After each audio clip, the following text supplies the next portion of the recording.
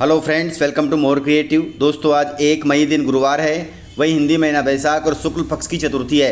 तो चलिए शुरू करते हैं आज की बड़ी खबरें। यदि आपको खबरें पसंद आए तो वीडियो को लाइक जरूर करिएगा और आप हमें प्रदेश के किस जिले से देख रहे हैं कमेंट बॉक्स में जरूर बताइएगा। दोस्तों, यदि आप चैनल पर नए हैं तो चैनल को सब्सक्राइब कर बेल आइकन पर क्लिक कर दें ताकि अगला वीडियो आपको शीघ्रता से मिले।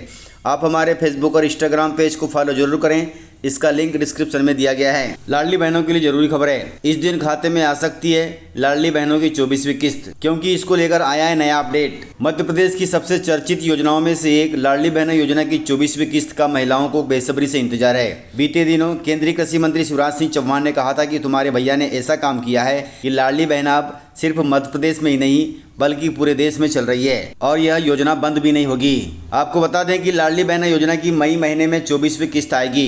मोहन सरकार द्वारा 2 मई को लाडली लक्ष्मी उत्सव मनाया जा रहा है, जिसको लेकर हर जिले और निकाय स्तर पर कार्यक्रमों को आयोजित किया जाएगा।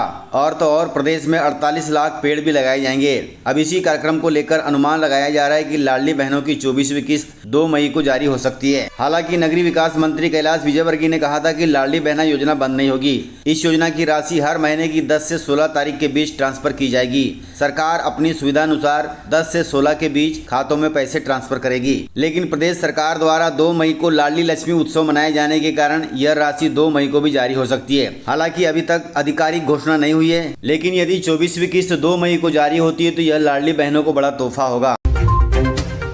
किसानों के लिए जरूरी खबर है, यदि आपको सरकार से सब्सिडी चाहिए तो पालनी होगी गाय या भैंस। इसको लेकर नई गाइडलाइन जारी हुई है। दोस्तों, मध्य प्रदेश सरकार से यदि आपको योजना के तहत सब्सिडी लेनी है तो गाय या भैंस पालनी होगी।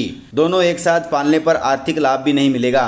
वहीं ऐसा भी नहीं चलेगा कि कुछ गाय एक ब्रीड की हो और कुछ गाय दूसरी ब्रीड की हो। इसके अलावा भैंस भी एक ही ब्रीड की होनी चाहिए, तभी बात बनेगी। अर्थात आपको यदि गाय या भैंस पालनी है तो आपको एक ही ब्रीड के पशु रखने होंगे, तभी जाकर आपको डॉक्टर भीमराव अंबेडकर कामधेनु योजना का लाभ मिल सकता है और इसके तहत आपको सब्सिडी मिल सकती है। दोस्तों, योजना के तहत ST/SC वर्ग के हितग्राहियों को प्रति यूनिट 33% सब्सिडी मिलेगी एवं OBC तथा सामान्य वर्ग के हितग्राहियों को 25% सब्सिडी मिलेगी। 7 साल के लिए आपको इस योजना के तहत कर्ज मिलेगा, जिस पर न्यूनतम 3 साल तक आपको ब्याज नहीं लगेगा। कोशिश करें कि 3 साल तक बिना ब्याज के ही कर्ज को चुका दें और योजना का लाभ लें। ज्यादा जानकारी के लिए आप अपने पंचायत के सचिव से मिल सकते हैं।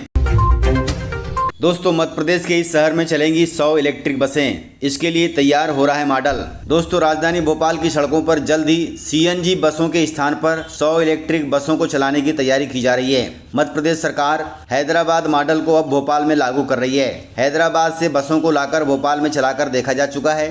वहीं भोपाल सिटी लिंक लिमिटेड के विशेषज्ञों से इलेक्ट्रिक बसों के लिए रूट मॉडल तैयार किया जा रहा है ताकि बसों का संचालन अच्छे से हो सके।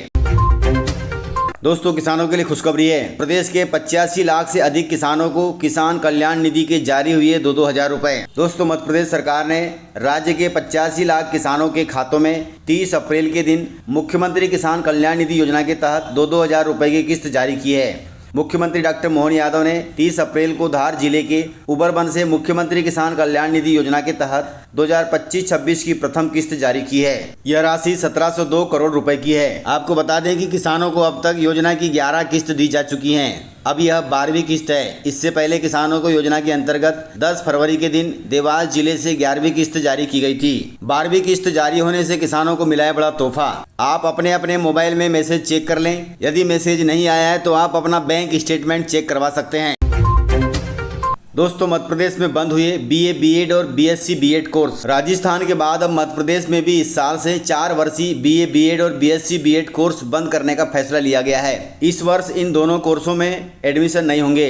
हालांकि छात्रों के पास ग्रेजुएशन के बाद 2 वर्षीय B.Ed और M.Ed कोर्स करने का ऑप्शन रहेगा, लेकिन अब तक यह तय नहीं हुआ है कि कितने कॉलेजों में यह नया कोर्स शुरू किया गया है। उच्च शिक्षा विभाग के अनुसार कॉलेजों ने पोर्टल पर जानकारी अपडेट नहीं की है। जानकारी अपडेट होने के बाद ही स्पष्ट होगा कि कितने कॉलेजों ने इंटीग्रेटेड टीचर एजुकेशन प्रोग्राम शुरू किया है, तभी परीक्षार्थियों का नए कोर्स में एडमिशन हो सकता है। ज्यादा जानकारी के लिए आप अपने कॉलेजों के प्रिंसिपल से संपर्क कर सकते हैं। दोस्तों मध्य प्रदेश में संजीवनी बनकर आई है एयर एम्बुलेंस। 35 मिनट में हरदा से भोपाल पहुंचा मरीज। दोस्तों हरदा जिले से खबर है।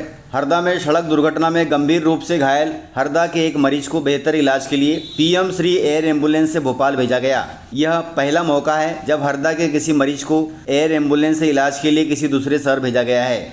वहीं हरदा सीएमएचओ के निर्देश के बाद घायल को एयरलिफ्ट किया गया। पीड़ित युवक के भाई ने इस पहल के लिए मुख्यमंत्री मोहन यादव की बहुत सराहना की। दोस्तों मौसम वैज्ञानिकों के अनुसार मध्य प्रदेश के 40 जिलों में बारिश की संभावना जताई गई है। मौसम विभाग के मुताबिक प्रदेश में 2 और 3 मई को करीब 40 जिलों में बारिश हो सकती है। इनमें भोपाल, जबलपुर और ग्वालियर शामिल है। वेस्टर्न डिस्टर्बेंस के एक्टिव होने से ऐसा हो रहा है। दोस्तों सीनियर मौसम वैज्ञानिक डॉक्टर दिव्या ने बताया कि साइक्लोनिक सर्कुलेशन और ट्रफ लाइन की वजह से मध्य प्रदेश के कुछ जिलों में पिछले 2-3 दिन से बारिश हो रही है। बुधवार को भी कुछ इलाकों में इसका असर देखने को मिला है। वहीं राजस्थान और गुजरात से जुड़े जिलों में हीट वे यानी लू चल सकती है। वहीं 2 मई को वेस्टर्न डिस्टर्बेंस फिर से एक्टिव हो रहा है, जिसका असर अगले 3 दिन तक प्रदेश पर रहेगा। दोस्तों पहलगाम आतंकी हमले के बाद प्रधानमंत्री मोदी ने सेना को दी है खुली छूट। जम्मू कश्मीर के पहलगाम में हुए आतंकी हमले के बाद भारत सरकार ने आतंकवाद के खिलाफ कड़ी कार्रवाई करने का फैसला किया है। वहीं मंगलवार को प्रधानमंत्री नरेंद्र मोदी ने अपने आवास पर एक हाई लेवल मीटिंग बुलाई, जिसमें रक्षा मंत्री राजनाथ सिंह, राष्ट्रीय सुरक्षा सलाहकार अजीत डोभाल, वहीं chief of defence staff general Anil Chauhan और तीनों सेनाओं के प्रमुख शामिल थे। इस बैठक के दौरान प्रधानमंत्री मोदी ने स्पष्ट रूप से कहा कि भारतीय सेना को कार्रवाई का समय और लक्ष्य तय करने की पूरी स्वतंत्रता दी जाती है। उन्होंने कहा कि आतंकवाद को करारा झटका देना हमारा राष्ट्रीय संकल्प है और हम सेना की पेशेवर क्षमता पर पूरा विश्वास करते हैं। कुल मिलाकर प्रधानमंत्री मोदी ने आतंकवाद से लड़ने के लिए सेना को खुली छूट दे दी है। अब सेना तय करेगी कब मारें, कैसे मारें और कहां मारें, जिसका बेसब्री से इंतजार देश कर रहा है।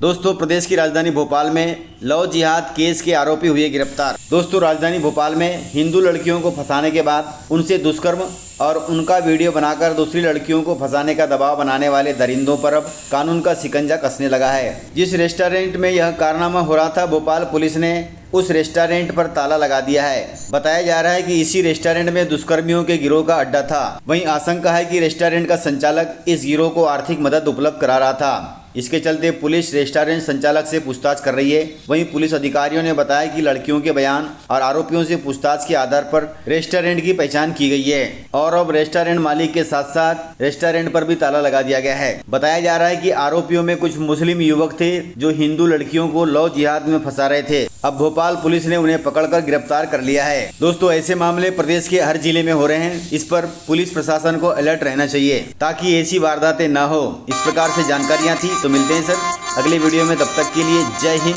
जय भारत, जय एमपी।